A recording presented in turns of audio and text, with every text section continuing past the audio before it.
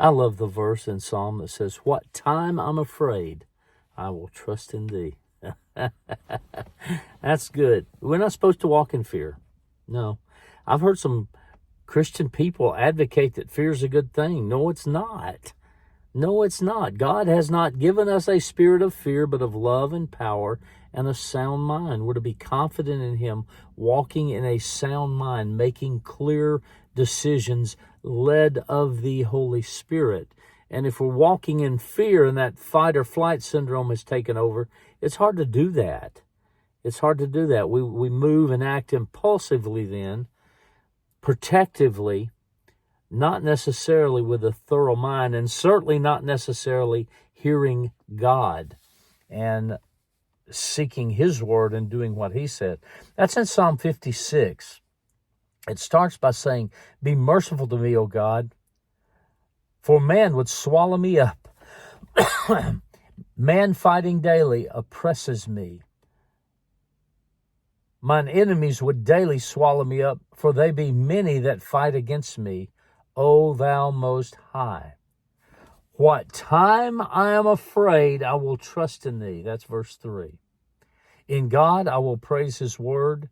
In God I have put my trust. I will not fear what flesh can do unto me." It goes on to say, "Every day they wrest or twist my words, and all their thoughts are against me for evil." And it goes on to say one more time, "I will not fear what flesh can do unto me." But what I want to focus and zone in on this video is, what time I'm afraid, I'm going to trust in you, Lord. I'm going to seek you. Now, the word time there is the Hebrew word yom. That's very interesting to me, because yom, the main translation of yom is day. So we could say this like this: on the days I'm afraid, I'm going to trust in you. Or in the day of fear, Lord, I'm trusting in you. You know what that means? When we wake up with fear, when we have fear, we ought to use those days as an opportunity to press into the heart of God and become more aware of His amazing love. You know why? Because 1 John says, "Perfect love casts out fear." And whenever we get an enlarged picture of the perfect love of God for us, there is no room for fear in our lives. We understand that we were made by Him in His image for a purpose on earth, and He's controlling the strings.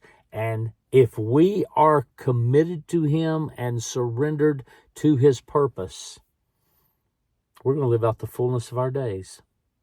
And then He's going to take us home to glory. Wow. Wow. How awesome. How awesome. What days I'm afraid, I'm going to trust in you, Lord. Now, there's an instant part of that. I understand.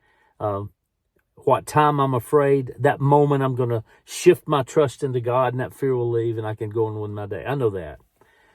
But I was just intrigued studying this within the last few days, that the word time is yom.